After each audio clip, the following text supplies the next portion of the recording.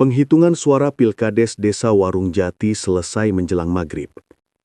Di balai desa, panitia membacakan hasil dengan suara lantang. Nama Darmo disebut unggul cukup jauh. Beberapa orang bertepuk tangan, sebagian hanya mengangguk pelan. Tidak ada arak-arakan, tidak ada panggung hiburan. Tahun 1999, desa itu belum terbiasa dengan perayaan besar. Yang ada hanya rasa lega dan harap-harap cemas menunggu hari esok. Darmo menyalami satu persatu warga yang datang. Wajahnya tampak capek, tapi berusaha ramah. Ia tahu, menjadi kepala desa bukan perkara ringan. Setelah balai desa ditutup, ia pulang ke rumahnya yang berada tak jauh dari lapangan. Istrinya sudah menyiapkan makan malam sederhana. Nasi, sayur bening, dan tempe goreng. "Besok baru rame, Pak," kata istrinya sambil menuang teh hangat. Darmo mengangguk. Ia tidak banyak bicara. Kepalanya terasa berat sejak siang, tapi ia mengira itu karena tegang. Setelah makan, ia duduk di kursi bambu di teras, menyulut rokok, memandang halaman yang mulai gelap. Beberapa tetangga lewat, memberi salam singkat, lalu pulang ke rumah masing-masing. Sekitar pukul 9 malam, Darmo masuk ke kamar. Ia berniat istirahat lebih awal. Namun belum lama berbaring, tubuhnya terasa dingin seperti disiram air sumur. Dadanya sesak. Keringat keluar deras padahal udara tidak panas. Ia mencoba memanggil istrinya, tapi suaranya seperti tertahan di tenggorokan. Beberapa detik kemudian, tubuhnya jatuh miring dari tempat tidur. Istrinya yang mendengar suara benturan langsung berteriak minta tolong. Tetangga berdatangan. Saat mereka masuk ke kamar, Darmo sudah tergeletak di lantai. Badannya kaku, tangan mengepal dan matanya terbuka tapi tidak berkedip. Nafasnya pendek-pendek, seperti orang kehabisan udara. Yang membuat semua orang merinding adalah bau yang muncul. Bukan bau keringat atau obat, tapi bau tanah lembab bercampur amis yang menusuk hidung. Beberapa orang refleks mundur. "Ini kenapa, Bu?" tanya seorang tetangga dengan suara gemetar. Istri Darmo hanya menangis, tidak ada jawaban. Salah satu warga segera memanggil Pak Wiryo, tabib desa yang biasa menangani orang sakit. Pak Wiryo datang dengan tas kain berisi ramuan dan botol kecil minyak. Ia memeriksa nadi Darmo, menempelkan telinga ke dada, lalu menggeleng pelan. Ia mencoba mengusap dada Darmo dengan minyak, membacakan doa, dan menyuruh orang-orang menahan tubuh Darmo agar tidak kejang. Tapi reaksi yang muncul justru membuat suasana makin panik. Tubuh Darmo bergetar hebat. Nafasnya semakin tidak teratur, dan dari sela bibirnya keluar cairan kemerahan tipis. Pak Wiryo berhenti. Wajahnya pucat. "Saya tidak sanggup," katanya jujur. "Ini bukan sakit biasa." Beberapa warga mulai berbisik. Ada yang menyarankan dibawa ke puskesmas, tapi melihat kondisi Darmo yang seperti patung hidup, mereka ragu memindahkannya. Ada juga yang mengusulkan memanggil ustadz untuk membacakan doa. Seorang ustadz kampung datang dan membacakan ayat-ayat pendek. Namun tak ada perubahan. Mata Darmo tetap kosong, nafasnya tetap tersengal-sengal. Ketakutan mulai menyebar. Orang-orang berdiri berkelompok, berbicara pelan, saling menatap curiga. Dalam suasana itu, nama Juragan Atmo mulai disebut. "Sejak siang dia tidak kelihatan," bisik seorang warga. "Katanya langsung pulang sebelum pengumuman selesai," sahut yang lain. Juragan Atmo dikenal sebagai orang berada di desa itu. Ia pemilik sawah luas dan beberapa truk pengangkut hasil bumi. Banyak yang mengira ia pasti menang Pilkades. Kekalahannya dianggap janggal oleh pendukungnya. Sejak sore rumahnya tertutup rapat. Tidak ada lampu menyala. Kecurigaan makin kuat ketika beberapa orang teringat pertengkaran keras antara Atmo dan Darmo seminggu sebelum pemilihan. Saat itu Atmo terang-terangan menuduh Darmo curang. Darmo membantah dan memilih pergi. Sejak kejadian itu, hubungan keduanya membeku. Malam makin larut. Darmo masih tergeletak tak bergerak. Istrinya duduk di sampingnya, memegangi tangan yang dingin. Tangisnya sudah habis, diganti tatapan kosong penuh takut. Warga tidak tahu harus berbuat apa lagi. Di tengah kebingungan itu, Samin, Salah satu anggota tim sukses Darmo teringat pada satu orang yang jarang dibicarakan. Seorang sesepuh tua yang tinggal jauh dari pusat desa di rumah kecil dekat hutan. "Mbah Darmaji," kata Samin pelan. Beberapa orang menoleh. Nama itu memang jarang disebut. Mbah Darmaji dikenal pendiam dan tidak suka urusan ramai. Ia sudah lama menjauh dari kegiatan desa. "Kalau ini memang bukan sakit biasa, mungkin cuma dia yang paham," lanjut Samin. Tidak semua setuju. Ada yang ragu, ada yang takut. Tapi waktu terus berjalan dan kondisi Darmo tidak membaik. Akhirnya diputuskan untuk mengirim orang menemui Mbah Darmaji. Dua pemuda berangkat dengan sepeda motor. Jalan menuju rumah Mbah Darmaji gelap dan sepi. Hanya suara serangga dan angin dari arah hutan. Rumah itu berdiri sendirian. Lampunya redup. Saat pintu diketuk, butuh beberapa lama sebelum terbuka. Mbah Darmaji muncul dengan pakaian sederhana. Rambutnya memutih, wajahnya keriput tapi matanya tajam. Ia mendengarkan penjelasan singkat tanpa banyak bertanya. Ketika disebutkan gejala yang dialami Darmo, alisnya berkerut. "Sudah berapa lama?" tanya Mbah Darmaji. "Sejak habis Isya," jawab salah satu pemuda. Mbah Darmaji menghela nafas panjang. Ia menatap ke arah desa, seolah bisa melihat apa yang sedang terjadi dari kejauhan. Tidak langsung memberi jawaban, ia justru masuk ke dalam rumah dan mengambil sebatang kayu kecil yang dibungkus kain hitam. "Ada yang tidak terima," katanya akhirnya, "dan caranya kotor." Dua pemuda itu saling pandang. Mereka tidak berani bertanya lebih jauh. Di rumah Darmo, warga masih menunggu dengan gelisah. Tidak ada yang berani pulang. Semua merasa malam itu bukan malam biasa.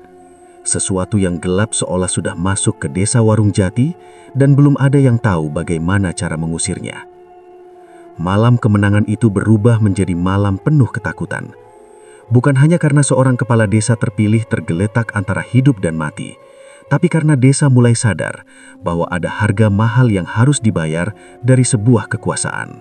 Sebelum malam itu, Atmo sudah merasa Pilkades Desa Warung Jati adalah miliknya. Selama puluhan tahun, ia dikenal sebagai juragan paling berpengaruh. Sawahnya luas, truknya lalu lalang membawa hasil panen, dan banyak warga yang hidupnya bergantung pada pekerjaannya.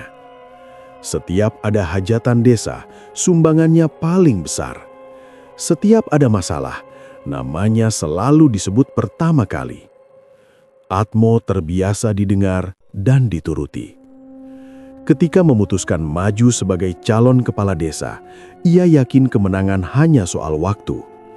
Uang bukan masalah. Tim suksesnya bergerak cepat, membagikan bantuan, menjanjikan kemudahan kerja, bahkan menyelipkan amplop tanpa malu-malu. Atmo menganggap itu hal wajar. Menurutnya, kekuasaan memang butuh modal. Namun munculnya Darmo sebagai lawan membuat perhitungan Atmo berubah. Darmo bukan orang kaya, tapi dikenal jujur dan dekat dengan warga kecil. Ia sering ikut kerja bakti, duduk di pos ronda, dan tidak sungkan membantu tanpa pamrih. Awalnya Atmo meremehkan, mengira simpati warga tak akan mengalahkan kekuatan uang. Hari pencoblosan membuktikan sebaliknya. Sejak pagi, Atmo sudah gelisah. Ia mondar-mandir di halaman rumahnya, merokok tanpa henti. Setiap kali ada kabar dari timnya, wajahnya makin tegang. Saat penghitungan suara berlangsung, Atmo memilih tidak datang ke balai desa. Ia duduk di ruang tamu, menunggu hasil dengan perasaan campur aduk. Ketika kabar kekalahan sampai ke telinganya, Atmo tidak langsung marah. Ia justru terdiam lama. Tangannya gemetar saat mematikan rokok. Matanya kosong, seolah tak percaya. Baginya, kalah bukan hanya soal jabatan, tapi soal harga diri yang runtuh di hadapan seluruh desa. Tidak mungkin, gumamnya berulang kali. Malam itu, Atmo menutup semua pintu dan jendela rumahnya. Ia menolak menemui siapapun, termasuk pendukungnya sendiri. Amarahnya menumpuk, bercampur rasa malu dan iri. Ia teringat wajah Darmo yang sederhana, tapi kini dipanggil kepala desa terpilih. Pikiran itu membuat dadanya panas. Dalam keadaan itu, Atmo teringat satu nama yang pernah ia dengar bertahun-tahun lalu. Seorang dukun dari luar daerah dikenal bisa mengirimkan penyakit aneh dan membuat orang kehilangan kesadaran tanpa bekas. Atmo tidak pernah berniat mencarinya, tapi malam itu dendamnya mengalahkan logika. Tanpa pamit pada siapapun, Atmo pergi menggunakan mobil tuanya. Ia menyusuri jalan gelap menuju desa seberang kabupaten. Perjalanan memakan waktu berjam-jam. Sepanjang jalan, pikirannya dipenuhi satu tujuan, membuat Darmo merasakan kehancuran sebelum menikmati jabatan.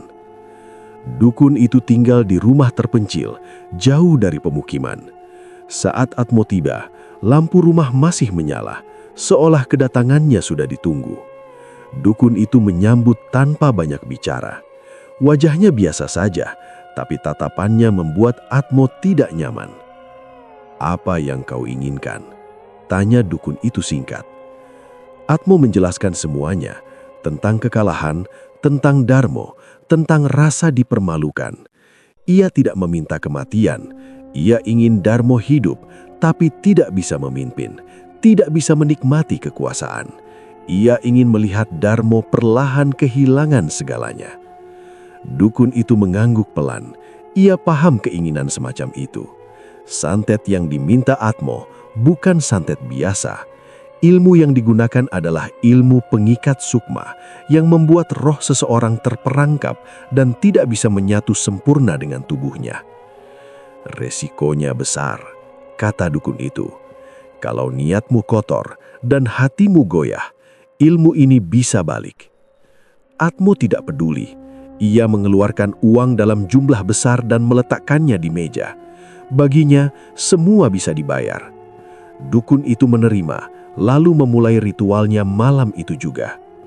Benda-benda aneh dikeluarkan, tanah dari pemakaman lama, potongan kain, dan media yang diambil dari sekitar rumah Darmo. Dukun itu merapalkan mantra dengan suara rendah. Udara di ruangan terasa berat. Atmo duduk menunggu, keringat dingin mengalir di pelipisnya. Ritual berlangsung lama.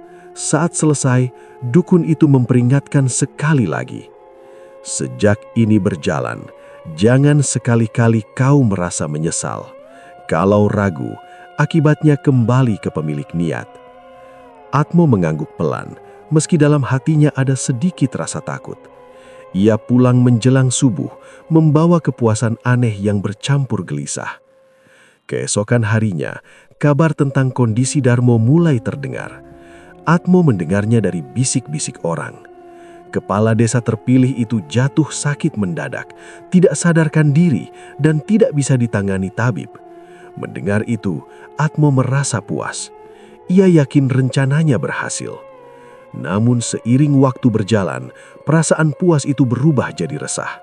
Setiap malam, Atmo sulit tidur. Dadanya sering sesak, kepalanya berat. Kadang ia merasa ada yang mengawasinya dari sudut rumah. Suara langkah terdengar, padahal rumahnya kosong. Ia mencoba menenangkan diri dengan berpikir semua itu hanya perasaan. Tapi tubuhnya mulai menunjukkan tanda-tanda aneh. Tangannya sering gemetar tanpa sebab, nafsu makannya hilang. Saat bercermin, wajahnya tampak lebih tua dari sebelumnya. Di desa, warga mulai berbicara tentang kondisi Darmo dan mengaitkannya dengan Pilkades. Nama Atmo semakin sering disebut, meskipun tidak ada yang berani menuduh langsung. Atmo memilih mengurung diri. Ia menutup diri dari lingkungan, berharap badai ini berlalu dengan sendirinya. Namun ia tidak sadar, santet yang ia pesan bukan hanya menyerang Darmo. Ilmu itu juga membuka jalan bagi kekuatan lain yang tak sepenuhnya bisa dikendalikan. Dendam Atmo sudah terlanjur dilepas dan kini bergerak dengan caranya sendiri. Di balik pintu rumah yang tertutup rapat, Atmo mulai menyadari satu hal yang terlambat. Kekuasaan yang ia kejar dengan cara kotor justru sedang menelan dirinya perlahan. Dan apa yang ia lakukan pada Darmo suatu saat akan menuntut balasan yang setimpal. Rumah Mbah Darmaji berdiri sendirian di ujung desa Warung Jati, tepat di batas kebun warga dan hutan tua yang jarang dimasuki orang. Jalan ke sana sempit, sebagian masih tanah, dan kalau malam hanya diterangi lampu motor. Tidak banyak yang berani datang kecuali benar-benar terpaksa. Pagi itu, setelah semalaman Darmo tidak menunjukkan perubahan, keluarga dan tim sukses sepakat mendatangi Mbah Darmaji secara langsung. Yang berangkat ada 5 orang. Mereka membawa maksud baik, tapi juga rasa takut. Tidak semua warga percaya pada Mbah Darmaji, tapi semua tahu ia bukan orang sembarangan. Saat mereka sampai, Mbah Darmaji sedang duduk di bangku kayu depan rumah. Tubuhnya kurus, punggungnya sedikit membungkuk, rambutnya putih semua, diikat seadanya. Ia sedang membersihkan daun kering yang jatuh di halaman, seolah tidak terkejut dengan kedatangan tamu. "Kami mau minta tolong, Mbah," kata Samin mewakili yang lain. Mbah Darmaji menatap satu persatu wajah di depannya. Tatapannya tenang, tapi membuat orang sungkan. Ia tidak langsung menjawab. Ia menyuruh mereka duduk di tikar pandan yang digelar di teras. "Kalian datang karena Darmo," katanya akhirnya. Tidak ada yang menyangkal. Salah satu keluarga Darmo mulai menjelaskan kondisi Darmo sejak malam sebelumnya. Mbah Darmaji mendengarkan tanpa menyela. Wajahnya datar, tapi kerutan di dahinya makin dalam. "Bahu tanah basah dan darah," gumamnya pelan. Matanya kosong, napas berat. Ia mengangguk pelan seperti sedang menyusun sesuatu di pikirannya. "Itu bukan kiriman ringan," lanjutnya. "Yang dipakai bukan sekedar bikin sakit." Mbah Darmaji berdiri dan masuk ke dalam rumah. Tidak lama kemudian, ia kembali membawa sebuah mangkuk kecil berisi air dan sepotong daun tua. Ia meminta salah satu dari mereka menyebutkan nama lengkap Darmo dan hari lahirnya. Setelah itu, daun itu dicelupkan ke air. Belum sempat apa-apa, air di mangkuk itu bergetar pelan, lalu daun yang tadinya mengapung perlahan tenggelam. Beberapa orang langsung merinding. "Ajian pengikat," kata Mbah Darmaji pendek. "Kalau telat ditangani, sukma orang itu bisa nyasar." Samin menelan ludah. "Masih bisa diselamatkan, Mbah?" Mbah Darmaji tidak langsung menjawab. Ia duduk kembali, menatap ke arah hutan. Angin pelan bertiup, membuat daun-daun bergesek satu sama lain. Suasana jadi makin sunyi. "Bisa," katanya akhirnya. "Tapi ada syarat dan risikonya." Mereka semua mendekat, mendengarkan dengan serius. Ilmu yang dipakai untuk menyerang Darmo bukan ilmu main-main. Orang yang mengirim pasti punya niat panjang. Kalau saya ikut campur, artinya saya harus membuka kembali ilmu lama yang sudah saya tinggalkan. Beberapa orang saling pandang. Mereka tahu Mbah Darmaji pernah bersumpah tidak lagi terlibat urusan desa. Bertahun-tahun lalu, ada peristiwa yang membuatnya memilih hidup menyendiri. "Saya tidak minta imbalan," lanjut Mbah Darmaji. "Tapi kalau nanti ada akibat, jangan menyalahkan siapapun." Keluarga Darmo mengangguk cepat. Bagi mereka yang penting Darmo selamat. Mbah Darmaji kemudian diminta diantar ke rumah Darmo. Ia berjalan pelan tapi langkahnya mantap. Sepanjang jalan, warga yang melihat hanya berani menatap dari jauh. Tidak ada yang berani menyapa. Begitu sampai di rumah Darmo, suasana langsung terasa berbeda bagi Mbah Darmaji. Ia berhenti di ambang pintu, menghirup udara dalam-dalam. "Ada yang nempel," katanya pelan. Ia masuk ke kamar tempat Darmo terbaring. Ia memperhatikan tubuh Darmo dari ujung kepala sampai kaki. Matanya terpejam lama, seperti sedang merasakan sesuatu yang tidak terlihat. "Sukmanya masih ada," ucapnya kemudian. Tapi ditarik pelan-pelan. Ia meminta semua orang keluar, menyisakan satu orang keluarga saja di dalam kamar. Mbah Darmaji duduk di samping Darmo, menempelkan telapak tangannya ke dada Darmo. Tubuh Darmo bereaksi. Napasnya tersengal lebih keras. Keringat dingin keluar dari dahi Mbah Darmaji. Ia menarik tangannya kembali. "Yang kirim ilmu ini ingin Darmo hidup tapi kosong. biar jabatannya jadi beban, bukan kehormatan. Ia keluar kamar dan meminta air bersih, kain putih, dan lampu minyak. Ia juga menyuruh warga menghentikan doa keras-keras. Menurutnya terlalu banyak suara justru membuat Sukmadarmo makin sulit kembali. Di luar, beberapa orang bertanya dengan nada khawatir. Mbah Darmaji hanya menjawab singkat, "Kalau mau selamat, jangan ada niat buruk." Sebelum memulai apapun, Mbah Darmaji duduk sendiri di teras. Ia terdiam lama. Di kepalanya terlintas kembali masa lalu, saat ia masih sering dimintai tolong warga, saat ilmunya dikenal, dan saat ia sadar bahwa campur tangan berlebihan justru membawa masalah. Ia teringat sumpahnya tidak lagi membuka ajian Rogo Sukmo, kecuali benar-benar terpaksa. Ilmu itu bukan untuk pamer atau balas dendam. Ilmu itu hanya dipakai untuk menarik sukma yang tersesat. Dan setiap kali digunakan, ada harga yang harus dibayar oleh pemiliknya. Ia membuka mata dan berdiri. "Siapkan rumah ini," katanya pada keluarga Darmo. Tidak ada penjelasan panjang, tidak ada janji pasti. Hanya kalimat singkat yang membuat semua orang berharap sekaligus takut. Sebelum pulang ke rumahnya, Mbah Darmaji sempat berpesan, "Kalau ada yang datang dengan niat aneh, jangan izinkan masuk. Malam ini bukan malam biasa." Sore itu, kabar bahwa Mbah Darmaji turun tangan cepat menyebar ke seluruh desa. Ada yang lega, ada yang cemas. Beberapa orang yakin ini pertanda baik. Yang lain justru khawatir akan ada kejadian lebih buruk. Di rumahnya yang berada di pinggir hutan, Mbah Darmaji menyiapkan diri. Ia membersihkan diri, mengganti pakaian, dan menyiapkan barang-barang lama yang sudah lama tidak disentuh. Tangannya sedikit bergetar saat membuka bungkusan kain hitam yang tersimpan di sudut rumah. "Sudah waktunya," gumamnya pelan. Ia tahu, begitu langkah ini diambil, tidak ada jalan mundur. Yang ia hadapi bukan hanya santet kiriman, tapi juga niat jahat yang sudah terlanjur dilepas. Dan malam itu, keseimbangan desa Warung Jati akan dipertaruhkan. Malam turun pelan di desa Warung Jati. Lampu-lampu rumah menyala redup. Tidak ada yang berani berisik. Sejak sore, warga sudah diminta tetap di rumah masing-masing. Rumah Darmo dijaga beberapa orang kepercayaan keluarga. Tidak untuk menghalau manusia, tapi untuk memastikan tidak ada niat aneh yang ikut masuk. Mbah Darmaji datang setelah Isya. Ia berjalan sendiri, membawa tas kain lusuh yang terlihat berat. Tidak ada yang menyapanya dengan suara keras. Semua hanya mengangguk hormat. Begitu masuk ke rumah Darmo, ia langsung meminta semua jendela ditutup dan lampu listrik dimatikan. Hanya lampu minyak yang dinyalakan di beberapa sudut. "Kalian dengar baik-baik," kata Mbah Darmaji kepada keluarga dan tim sukses yang hadir.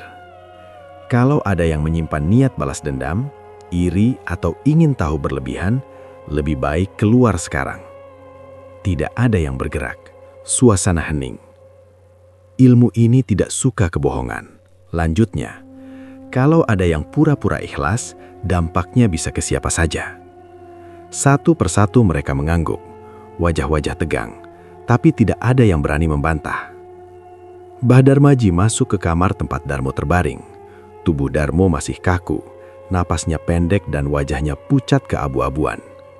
Tidak ada perubahan berarti sejak siang. Mbah Darmaji memeriksa sebentar, lalu menggelar kain putih di lantai. Di atasnya, ia menata beberapa benda dari tasnya. Sebatang kayu kecil, segenggam tanah kering, sehelai kain lama, dan sebuah wadah berisi air bening. Ia duduk bersila, menutup mata beberapa saat. Napasnya diatur pelan dan teratur. Tangannya diletakkan di atas lutut. Tidak ada mantra keras, tidak ada gerakan berlebihan. Semuanya terlihat sederhana, tapi tekanan di ruangan terasa berbeda. "Mulai sekarang, jangan ada yang bicara," katanya tanpa membuka mata. Lampu minyak bergetar kecil, apinya naik turun seperti tertiup angin, padahal semua pintu tertutup rapat. Mbah Darmaji mengambil kayu kecil dan meletakkannya di depan dada Darmo. Ia menyentuhkan ujung jarinya ke dahi Darmo.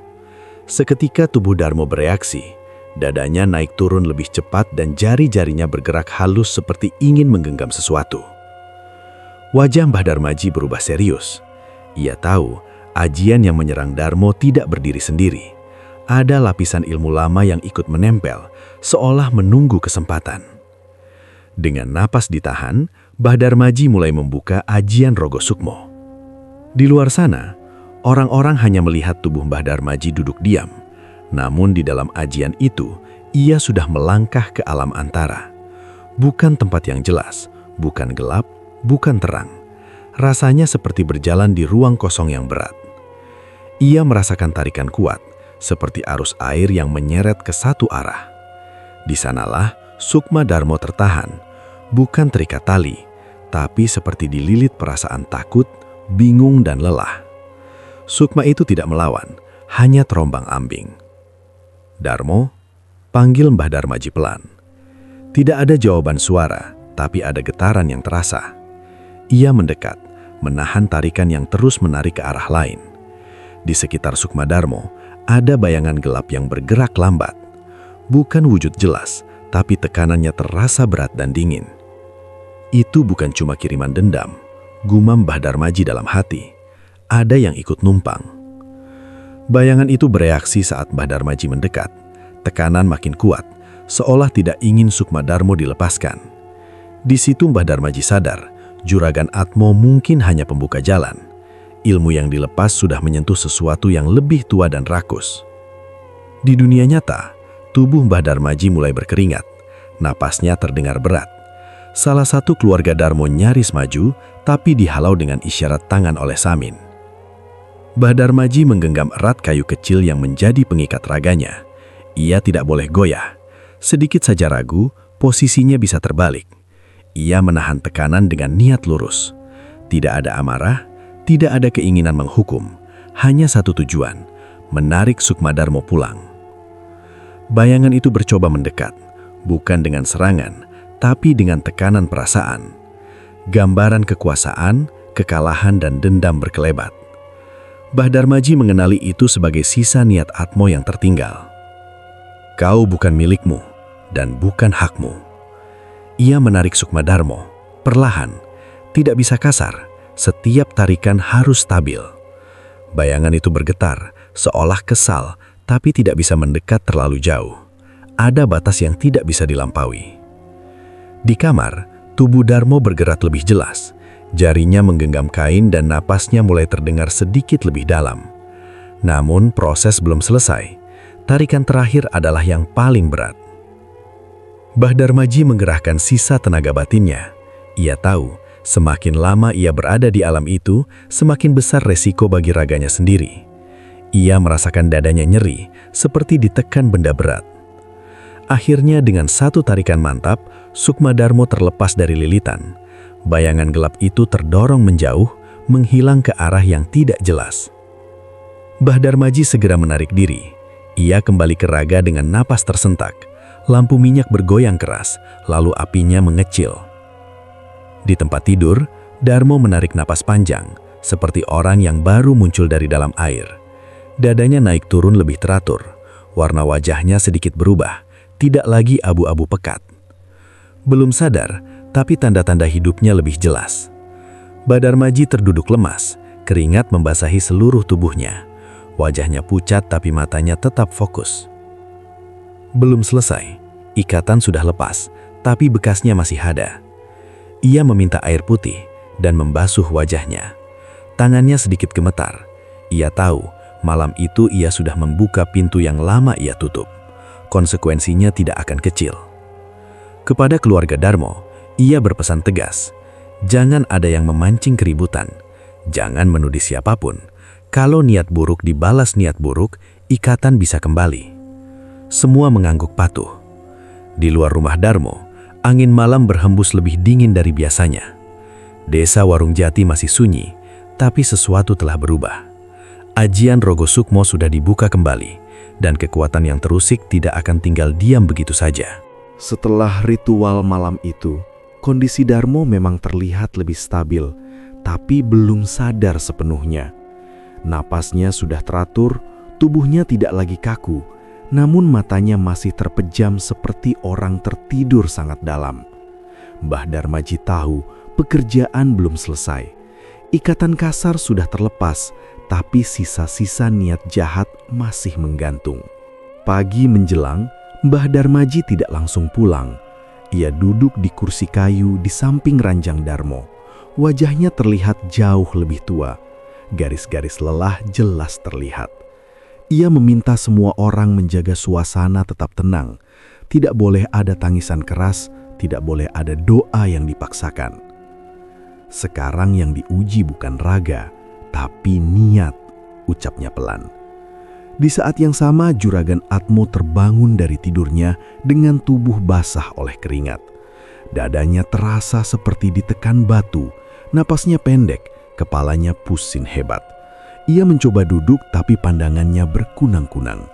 Di telinganya terdengar suara berdengung, seperti lebah yang tak terlihat.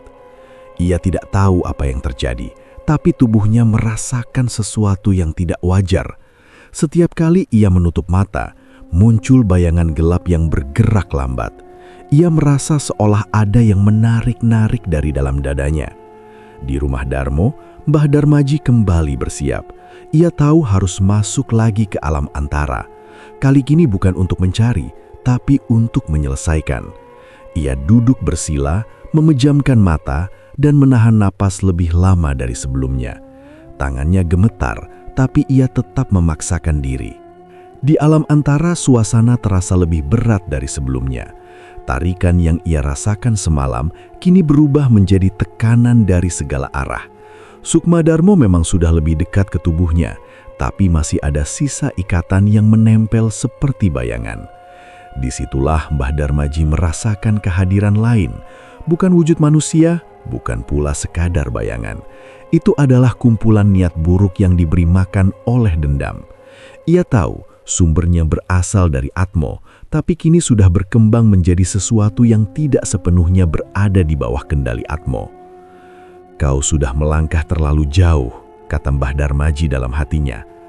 Tekanan itu menjawab dengan dorongan kuat, bukan suara, bukan kata-kata, tapi rasa ingin menguasai, seolah ingin menunjukkan bahwa kekuasaan bisa diraih dengan cara apapun. Mbah Darmaji tidak melawan dengan amarah. Ia berdiri tegak di tengah tekanan itu, menjaga niatnya tetap satu. Ia tidak datang untuk menghukum, tidak untuk membalas. Ia hanya ingin mengakhiri ikatan yang merusak. Di dunia nyata, tubuh Mbah Darmaji mulai menunjukkan tanda-tanda melemah. Napasnya terdengar berat, bibirnya pucat, keringat dingin mengalir deras. Samin yang melihat mulai panik, tapi tidak berani mengganggu. Sementara itu di rumah Atmo keadaan makin buruk. Ia jatuh terduduk di lantai, tangannya mencengkram dada, wajahnya memucat. Ia merasakan rasa sakit yang tidak bisa dijelaskan, seolah ada sesuatu yang memantul kembali ke tubuhnya. Ia teringat peringatan dukun itu, tentang risiko jika niat goyah, tentang akibat jika ilmu dipakai untuk dendam panjang. Untuk pertama kalinya, Atmo merasa takut. Bukan takut mati, tapi takut kehilangan kendali. Di alam antara, tekanan mulai melemah. Ikatan yang menempel pada Sukma Darmo perlahan retak. Mbah Darmaji merasakan perubahan itu, tapi ia juga merasakan energinya terkuras cepat. Setiap langkah terasa berat, dadanya seperti terbakar. Ia tahu kalau ia memaksakan diri terlalu lama, raganya bisa ikut tertinggal. Sisa umurnya dipertaruhkan di situ. Dengan sisa tenaga, Mbah Darmaji menguatkan niatnya. Ia menegaskan batas, ia menolak tawaran kekuasaan, menolak bisikan dendam, dan menolak rasa ingin menang. Ikatan itu akhirnya runtuh, bukan dengan ledakan, tapi dengan rasa kosong yang tiba-tiba hilang. Sukma Darmo bebas sepenuhnya. Tidak ada lagi tarikan, tidak ada lagi tekanan. Mbah Darmaji segera menarik diri. Ia terlempar kembali ke raga dengan napas tersedak. Tubuhnya terhuyung, hampir jatuh. Orang-orang segera menopangnya. Wajahnya pucat, matanya setengah terbuka. Di ranjang, Darmo bergerak lebih jelas. Dadanya naik turun kuat. Jari-jarinya mengekal lalu mengendur. Alisnya berkerut seperti orang yang sedang bermimpi buruk. Di tempat lain, Atmo jerik kesakitan. Ia muntah cairan gelap bercampur darah. Tubuhnya kejang-kejang. Tidak ada yang bisa menolongnya. Tetangganya hanya bisa menonton dari kejauhan, takut mendekat. Ilmu yang ia lepaskan kini benar-benar berbalik, bukan sebagai serangan langsung, tapi sebagai tekanan dari dalam. Tubuhnya tidak kuat menahan. Menjelang siang, kondisi Atmo semakin kritis. Ia terbaring lemah, matanya melotot ketakutan. Dalam sisa kesadarannya, ia menyadari satu hal, dendam yang ia pelihara ternyata lebih kejam daripada yang ia bayangkan. Di rumah Darmo, suasana masih tegang. Mbah Darmaji beristirahat di kursi, napasnya pelan tapi berat. Ia menolak dibawa pulang, ia ingin memastikan Darmo benar-benar kembali. Menjelang sore, Darmo akhirnya membuka mata. Pandangannya kosong beberapa saat, lalu perlahan fokus. Ia terlihat bingung, seperti orang yang baru bangun dari tidur panjang. Istrinya menangis terhadam, orang-orang mengucap syukur pelan. Mbah Darmaji membuka mata dan menatap Darmo. Ia mengangguk pelan, tidak ada senyum, hanya kelegaan tipis. "Jangan banyak bicara dulu," katanya lemah. "Biar tubuhmu menyatu dulu." Di dalam hatinya Mbah Darmaji tahu, pertarungan sudah dimenangkan, tapi harga yang harus ia bayar juga tidak kecil. Tenaganya terkuras dan sebagian dari dirinya tertinggal di alam antara. Sementara itu, Juragan Atmo tinggal menunggu akibat dari pilihannya sendiri. Apa yang ia lepaskan kini telah kembali, bukan sebagai kemenangan, tapi sebagai hukuman yang ia undang dengan tangannya sendiri. Kesadaran Darmo kembali secara perlahan. Hari pertama ia membuka mata, ia hanya bisa menatap langit-langit rumah tanpa bicara. Tubuhnya lemas, seperti habis sakit panjang. Setiap kali mencoba duduk, kepalanya pusing dan dadanya terasa kosong. Dokter puskesmas yang datang hanya bisa memberi vitamin dan menyarankan istirahat total. Secara medis, tidak ada penjelasan yang jelas. Namun yang paling terasa bukan di tubuh, melainkan di pikirannya. Darmo sering terdiam lama. Tatapannya kosong, seolah masih tertinggal di tempat yang tidak bisa diceritakan. Jika ditanya apa yang ia rasakan, ia hanya menggeleng. Kadang di malam hari, ia terbangun dengan napas terengah, lalu duduk memeluk lutut tanpa suara. Istrinya melihat perubahan itu dengan cemas. Darmo memang hidup, tapi tidak sepenuhnya kembali seperti dulu. Ada bagian dari dirinya yang terasa lebih pendiam dan waspada. Sementara itu, kabar lain menyebar cepat di desa Warung Jati. Juragan Atmo ditemukan meninggal di rumahnya. Pagi itu, beberapa tetangga curiga karena rumah Atmo sepi tidak seperti biasa.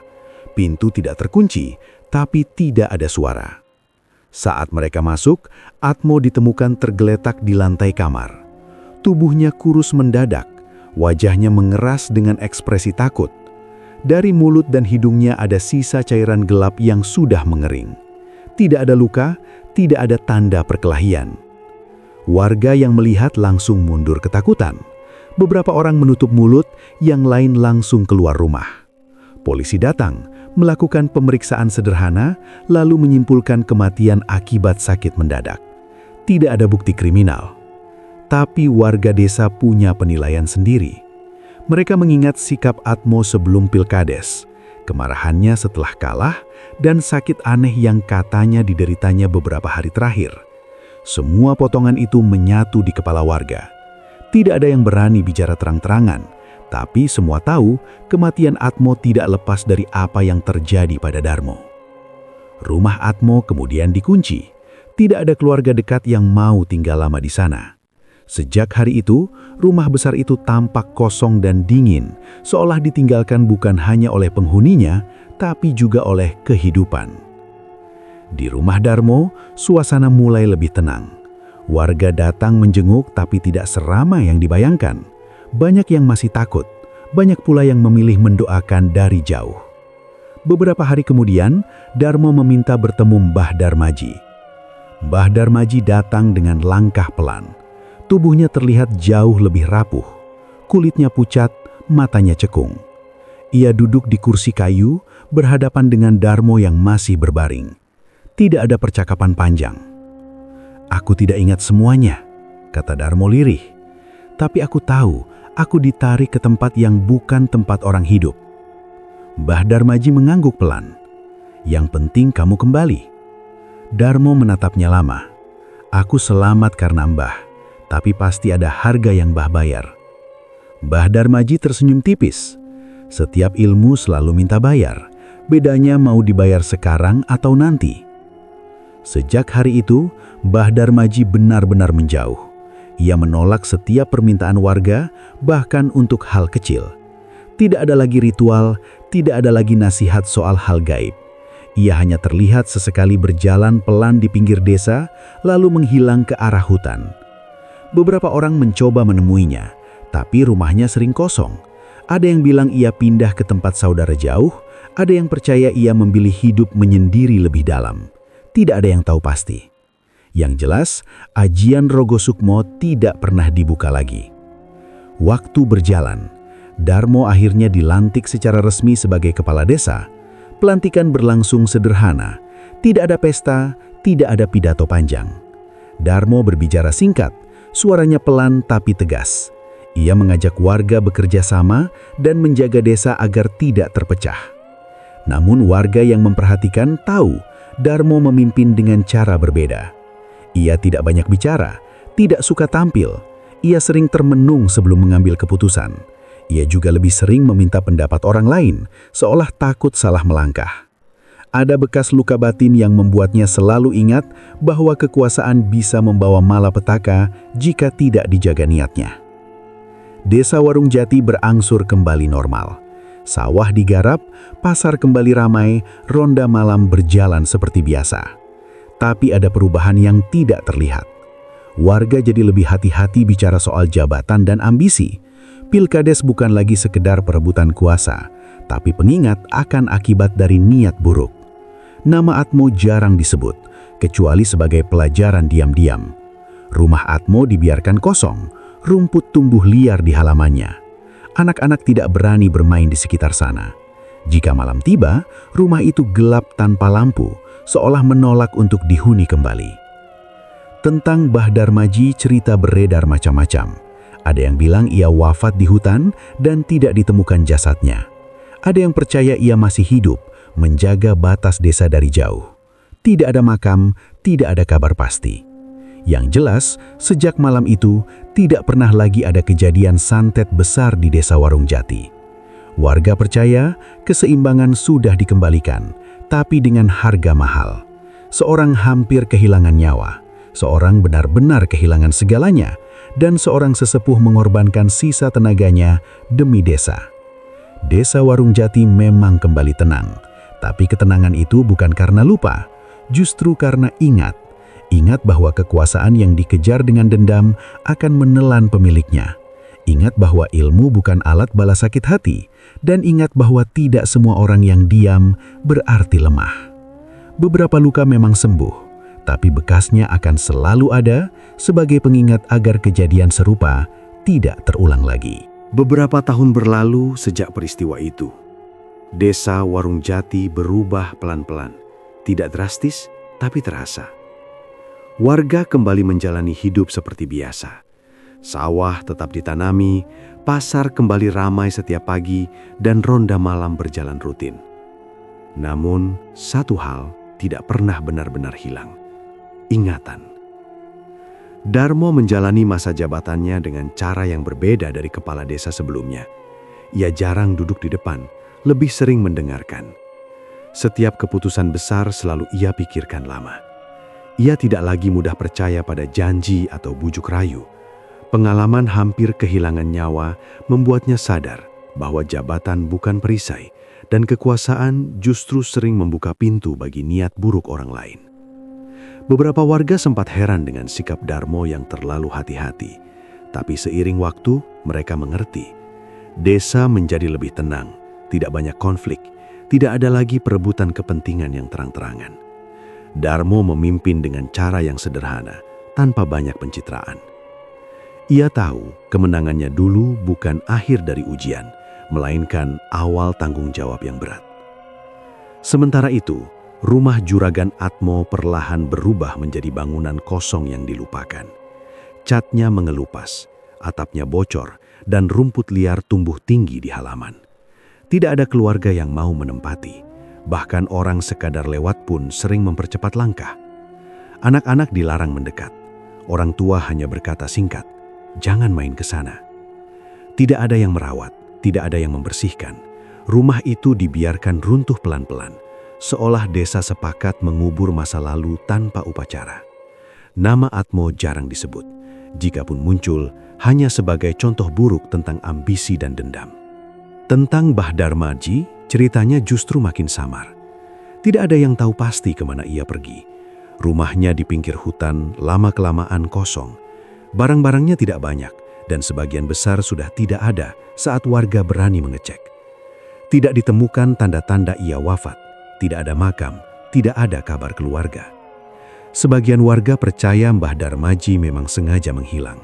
Ada yang bilang ia memilih hidup menyendiri sampai akhir. Ada juga yang yakin ia menyatu dengan hutan, menjaga desa dari jauh dengan caranya sendiri. Setiap kali ada kejadian aneh kecil di desa, suara di hutan, atau orang luar yang berniat tidak baik tapi urung masuk, warga sering berbisik. Mungkin Mbah Darmaji masih ada. Entah benar atau tidak, kepercayaan itu cukup membuat warga menjaga sikap. Tidak ada lagi yang berani main-main dengan ilmu hitam. Tidak ada yang terang-terangan mencari jalan pintas demi jabatan atau kekayaan. Kisah Darmo dan Atmo sudah cukup menjadi pelajaran tanpa perlu diulang. Desa Warung Jati memang terlihat biasa dari luar, tapi bagi warganya, desa itu menyimpan pengingat yang kuat, bahwa kekuasaan, sekuat apapun, tidak kebal dari niat buruk, bahwa kemenangan bisa berubah menjadi petaka jika dibangun di atas dendam dan keserakahan. Warga belajar satu hal penting dari peristiwa itu. Ilmu dan kekuatan sejati bukan untuk membalas sakit hati, tapi untuk menjaga agar semuanya tetap seimbang. Dendam yang dipelihara tidak pernah berhenti pada satu orang. Ia akan kembali dan menghancurkan pemiliknya sendiri. Dan tidak semua kemenangan layak dirayakan tanpa melihat ke dalam diri. Desa Warung Jati tetap berdiri, bukan karena tidak pernah disentuh kejahatan, tapi karena pernah hampir hancur dan memilih belajar darinya.